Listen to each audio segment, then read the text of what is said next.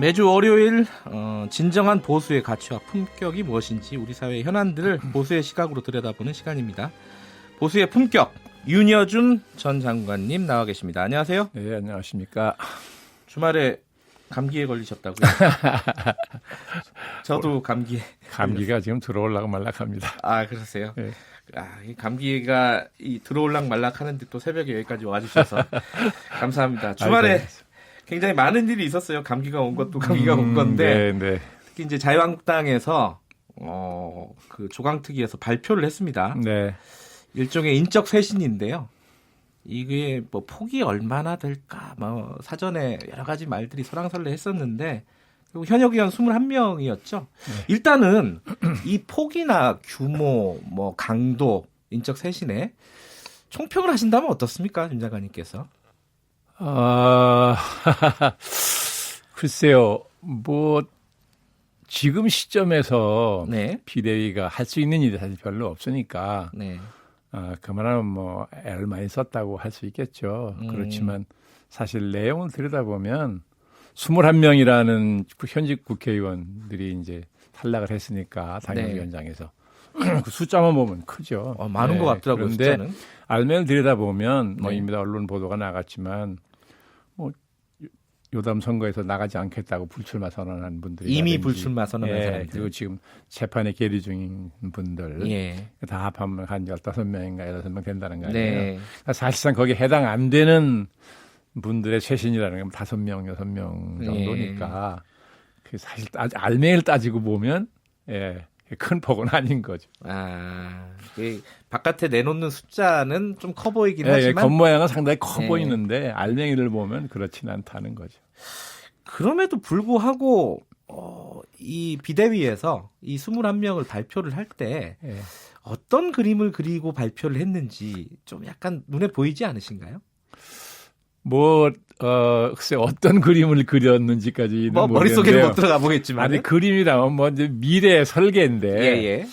미래에 무슨 특별히 설계를 하고, 이렇게 했을 거라고는 보진 않고요. 그냥 비대위가 미래를 설계할 입장은 아니니까요. 지금 그 정도 능력은 없다. 네. 뭐 능력도 그렇지만 위치가 우선 그렇잖아요. 그러니까 그렇긴 한데 다만, 무슨 반발을 최소화한달까 하는 거는 머리를 많이 썼겠죠. 그리고 이제 특정 지역에 당연히 지지 기반이 강하다고 하는 특정 지역에서 많은 사람을 하면 이제 탈당해가지고 다른 당을 만들 가능성이 있다든가 이런 것도 고려했을 수 있고. 그런 부작용을 최소화한다는 고민을 많이 한 것 같아요. 그러면 굉장히 소극적이었다라고 볼 수밖에 없는 거네요. 지금 비대위가 적극적으로 할 수 있는 힘이 없죠. 하긴 얼마 전에 저번 주에 이제 홍문종 의원이랑 이번에 이제 21명 의원에 들어가 계시네요. 홍문종 의원이랑 인터뷰를 하는데 굉장히 좀 단호하게 그렇게 얘기를 하더라고요. 지금 비대위 짐 싸라. 지금 뭐 인적 쇄신 발표하는 거 그거는 콧방귀도 끼지 않는다. 짐 싸라 이렇게 딱 워딩이 그랬어요. 짐을 싸라. 지금 상황에서 비대위들이 뭘 할 수 있는 게 아니다. 비대위원들이. 그런 상황에서 나온 거란 말이에요. 이 이제 21명의 인적 쇄신안이. 그 홍문정 의원의 말이 현실적으로는 더 타당하다. 힘의 역학관계로 보면 그렇게 볼 수 있나요? 어떻게 보세요? 물론 뭐 이제 홍문정 의원이 그렇게 얘기한 건 다분히 엄포성 의도가 있겠죠. 그렇죠. 그러나 홍문정 의원이 그렇게 엄포를 놓는다는 것은 사실은 약세를 보이는 거죠. 오히려 두려워서 그러는 거잖아요. 왜냐하면 자기가 반발을 한다 그래도 지금 당내 친박이라는 게 뭐 강력한 세력도 아니고 무슨 구심점이 있는 것도 아니고 그러니까 그러니까 이제 미리 엄포를 좀 놓기 위해서 그런 험한 말을 한 거 아닌가 저는 그렇게 해석을 했죠. 근데 이 21명의 인적 쇄신 발표가 결국은 이제 내후년 이제 사실 뭐 얼마 있으면 내년이 되겠죠. 2020년 총선까지 이 인적 쇄신의 결과가 이어질 것인가 과연 중간에 유야무야 되는 거 아니냐? 이제 뭐 전당대회가 지금 한 2달 남짓 열린다는 거 아니에요? 그때 당대표가 누가 되느냐에 따라서 많이 달라지겠죠. 지금 의원들이 특별히 반발하지 않는 이유 중에 하나도 어차피 이제 당대표가 선출이 되면 예, 거기 따라 또 이제 조강특위 만들고 당무감사 다시 하고 공천위에서도 해야 되니까요. 네. 그때 많은 변화가 있을 거라는 생각을 하거든요. 네. 예, 그러니까 좀 두고 보자 이런 생각들이 다 있는 거죠. 그렇다면은 요번에 그 김병준 비대위 체제는요. 자유한국당의 어떤 위기를 돌파하기 위한 비대위였잖아요. 뭐 근데 그런 위기를 돌파하고 이게 결과를 내놓은 게 그거 아무런 의미가 없어진다. 좀 2달만 지나면은 전당대회가 있고 아무런 의미가 없는 것까지는 아니겠지만, 예. 네, 바뀔 가능성이 있으니까, 예, 뭐 지금 탈락한 사람이 되살아날 수도 있고, 네. 예, 그러니까 그런 가능성을 보고 지금은 뭐 극렬하게 반발 안 하는 거죠. 뭐 그런 사람도 있을 거예요. 의외로 좀 의외는 아닐 수도 있지만 예, 장관님한테는 예. 당내 분위기가 조용한 이유는 전당대회가 앞두고 있기 때문에 변수가 아직도 많다. 그럼요. 그걸 보는 거죠. 그러면 나경원 의원이 이제 이번에 거론된 의원들도 열심히 하면은 구제받을 길이 있다. 이렇게 또 얘기를 했단 말이에요, 원내대표가. 그러니까 뭐 그런 걸 암시하는 것일 수도 있고, 원내대표 입장에서는 더군다나 막 선출되지 며칠 안 되잖아요. 예. 그러니까 뭔가 의원들을 보호해야 된다는 그런 생각도 할 거고, 예, 또 여당하고 이제 투쟁을 해야 되는데, 혹시라도 이런 일 때문에 의원들이 의욕을 잃거나, 그래서 그냥 투쟁력이 이제 저하된다 이걸 염려하는 거잖아요. 원내대표 입장에서는 뭐 그럴 수 있죠. 아까 그 반발을 최소화하는 어떤 그림이 보인다 했던 그런 반발을 최소화하려고 했던. 근데 그걸 생각해 보면요, 일단은 영남 다선 의원들이 그렇게 많지가 않아요 이번에. 특히 TK요. TK PK 쪽이. TK 같은 경우는 사실 최영환 의원 말고는 없죠, 그죠? 다선 의원들 중에는 그죠? 그런 셈인가요? 네. 그 주요한 더군다나 또 이제 한 분 더 거론되는 게 김성태 원내대표 같은 경우에 전 원내대표 같은 경우에 지방선거 책임자 아니냐. 뭐 그런 여러 가지 좀 이게 뒷말들이 좀 있는데 김성태 원내대표가 탈락하지 않은 것에 대해서는 문제 제기하는 사람들이 좀 있더라고요. 당 안팎에 다 기준이 뭐냐. 그러는데 어쨌거나 지금 비대위 체제에서 원내대표하고 사무총장이면 투톱인데 말하자면 사무총장이 이제 탈락을 했잖아요. 자진해서 한 거든 뭐든 간에. 김용태 사무총장이. 근데 원내대표까지 다 하긴 좀 그렇지 않았겠어요. 그런 어떤 힘의 그런 배려? 것도 있었겠죠.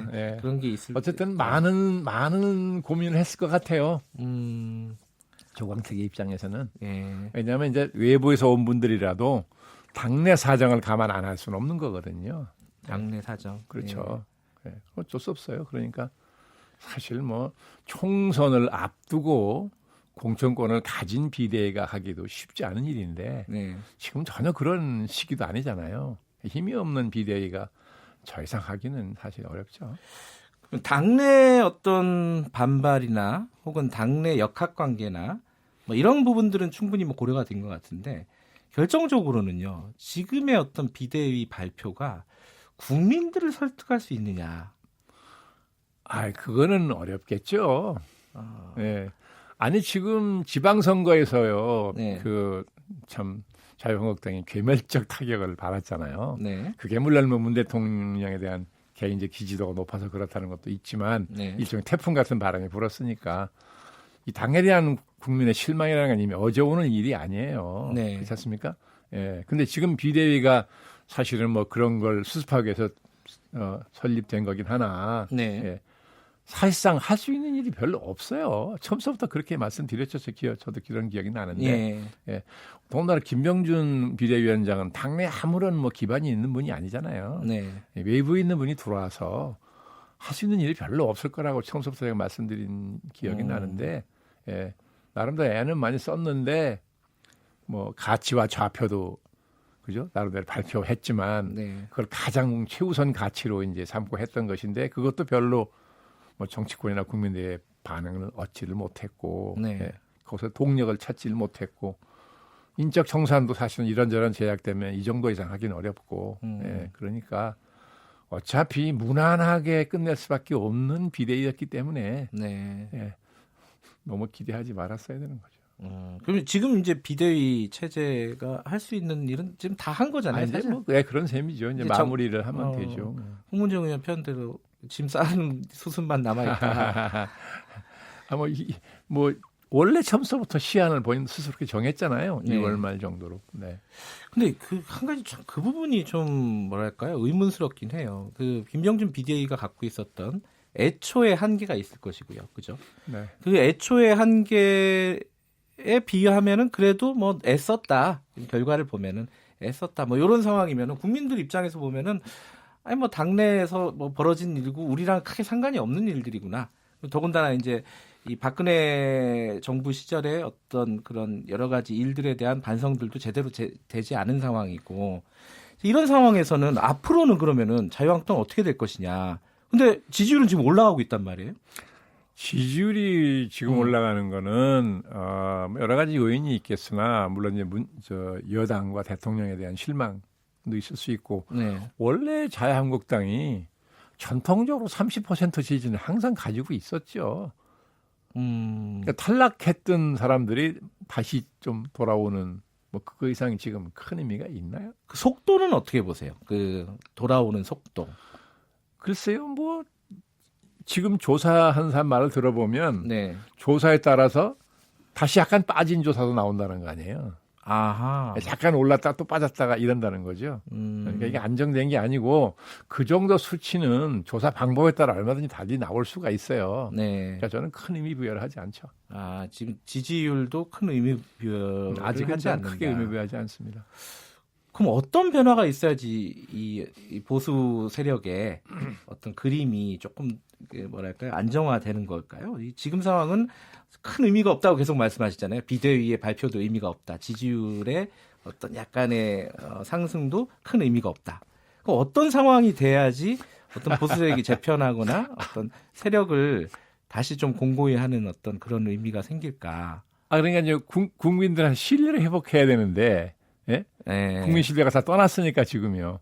그 신뢰를 회복하려면 뭐 해야 될 게 몇 가지 뻔한 게 있잖아요. 아니 우선 지금까지 네. 자유한국당이 자기들이 그죠 추대한 대통령이 탄핵을 당했는데 네. 거기에 대한 처절한 반성이나 참여를 한 일이 없어요. 국민이 볼 적에는. 아, 그런가요? 언제 한 일 있어요? 그러니까 비대위 체제 자체가 지금 나오는 말을 그래. 네. 도로 침박당이란 말 나와요. 지금. 네. 네? 만약 국민들한테 자유한국당이 결국 박근혜 대통령 탄핵한 직후에는 좀 고개를 수그리고 있다가 네. 다시 고개를 들고 나와서 저게 도로 침박당이 되네 하는 인식을 주면 네. 다음 총선에 해보나 말 거예요. 네? 민주당 20년 장기 집권을 톡톡히 도와주는 일을 하게 되겠죠. 네. 네. 그러니까 우선 그거부터 하고 아니 지금 예를 들면 홍문종 의원이나 그죠? 윤상현 의원이나 이런 분들이 네. 박근혜 대통령 시절에 어떻게 했습니까? 다 기억한다고요, 국민들이 생생히. 근데 지금 다시 나와서 전면에 나서서 뭘 활동하려고 그런다? 그 국민이 그거 용납하겠어요? 네? 근데 이번에 인적 쇄신의 명단엔 들어가 있잖아요, 일단은. 들어가 있는데 홍문종 의원이 이제 그 나온 다음에도 한 말이 있잖아요. 네. 그러니까 그런 모습들이 다 국민들한테 엄청난 실망과 분노를 일으킬 수 있어요. 네, 그러니까 자꾸 이 도로 침박당이라는 말이 나오는 걸 제일 경계해야 되는데 자유한국당은. 그거 별로 무서워하는 것 같지가 않더라고요. 그러니까 그게 민심을 잘 몰라서 그렇다는 거죠. 아무리 민심이 여당에서 떠나도 자기들한테 안 갈 거라는 얘기가 지금 계속 나오잖아요. 네? 조사를 해봐도 그렇잖아요. 네. 반응이.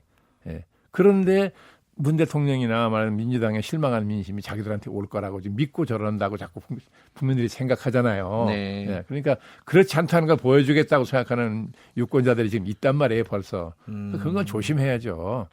그래서 어쨌든 뭐 쇄신이야 이제 공천 때 해야 되는 거지만 네.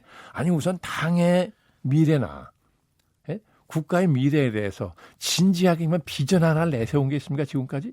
있어요? 그러면 지금까지 문 대통령이나 저 민주당 정부가 뭐 경제 뭘 잘못하고 많이 비판했어요. 그럼 대안 하나 제대로 내놓은 일이 있습니까? 그 정책 실패에 대한 비판도 논리적이고 체계적으로 한 게 있어요?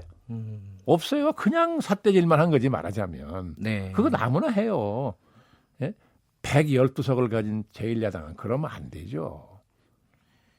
지금 근데 이 와중에요. 지금 바른미래당 이학재 의원이 지금 내일 복귀하는 기자회견을 한다고 했어요. 뭐 언론 보도가 났대요. 예, 또 바른미래당 몇몇 의원 또 이제 복당한다라는. 아니, 그러니까 이제 그분들 이런 거겠죠. 예. 뭐 전 개인적으로 모르는 분이지만 이미 여러 차례 예고가 됐던 거 아닙니까? 그렇죠. 예. 예. 아니, 이제 총선이 다가오는데 지금 바른미래당은 하부 조직이 없어요. 전국적으로 그렇지 않습니까? 지역에. 네. 선거에는 그 굉장히 중요한 거거든요. 네. 그러니까 자유한국당으로 와서 그 조직에 의존해서 선거를 치러야 당선 가능성이 있지. 현재 바른미래당으로서는 암담하다고 생각하는 의원들이 있을 거 아니겠습니까? 아니 이게 이제 그 자유한국당 입장에서는 또 세가 늘어나니까 좋은 신호로 받아들이지 않을까. 아니 뭐 나쁘게 생각은 안 하겠죠. 그러나 예. 그게 무슨 대세에 무슨 영향이 있냐는 거예요.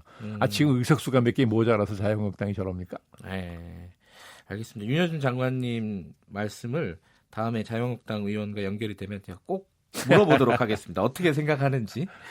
오늘 여기까지만 드릴게요. 네, 고맙습니다. 보수의 품격 윤여준 전 장관님이었습니다.